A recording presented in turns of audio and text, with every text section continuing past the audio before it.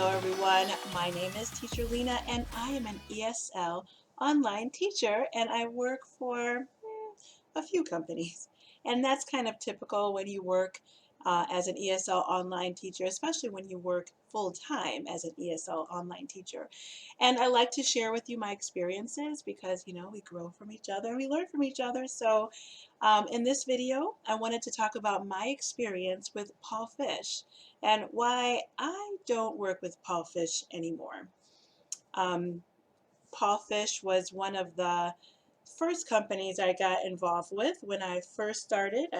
I started my ESL online journey with Qkids, and then I was looking for another company to add, and I was looking around and I was like, oh, I had some ideas of where I wanted to go, but Palfish, somebody said, Palfish, what do they do when they don't have bookings? Oh, they go to Palfish. So I looked at Palfish and it did seem pretty appealing. It seemed like a lot of people were having success with it, and I went online and on YouTube, and I did see a few people who gave me a lot of hints and tips about what they did with Palfish, and it seemed to really work for them. So I said, well, maybe this is the place for me.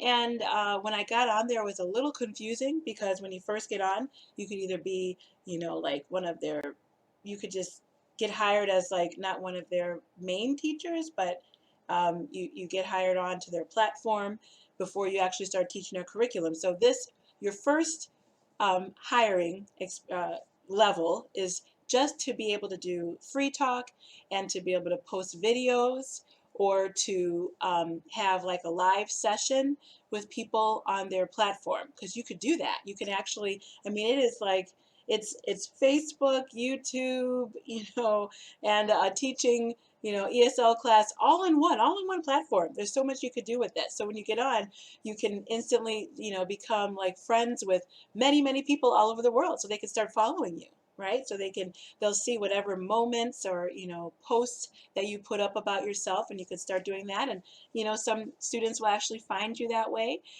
Then you can start making videos live so that people could get to know you, and you can either charge for those live videos or you don't have to.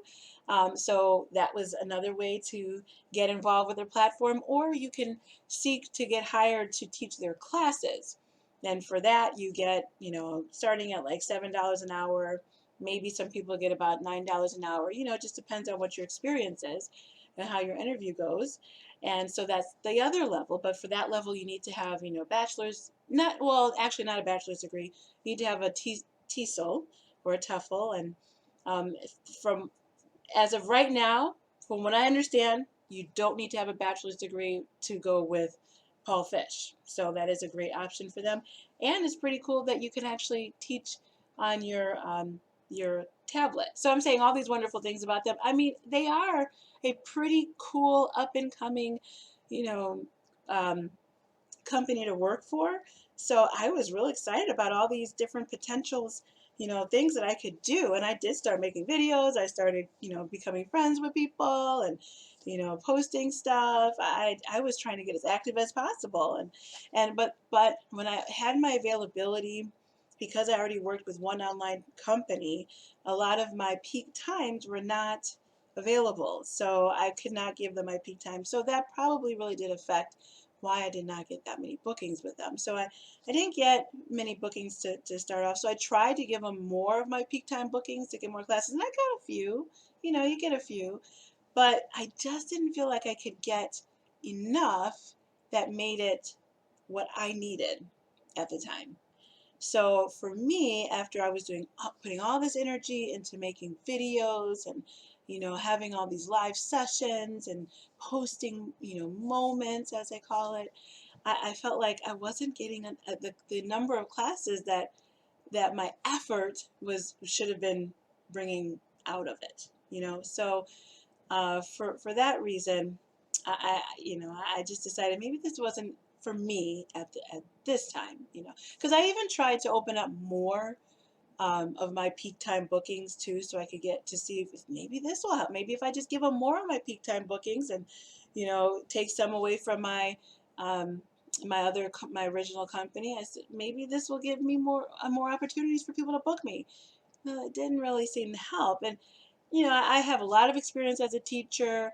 I've taught in a classroom setting, so I mean, maybe there's a reason why they didn't want to book with me. Maybe they saw something that they didn't like. I don't know, but I tried to make my profile very appealing, and I tried to do everything that other teachers would suggest that I would do to make myself look more appealing to the students and the parents.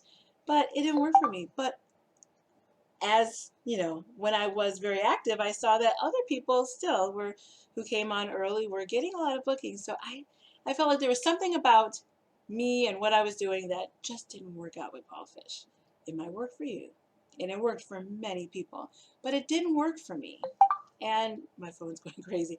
It didn't work for me. I hope it works for you if you decide to go with Palfish, because it works for many people. But for me, I couldn't get many bookings, and I don't know. Maybe I have some suspicions of why I think maybe I didn't get the bookings that I wanted.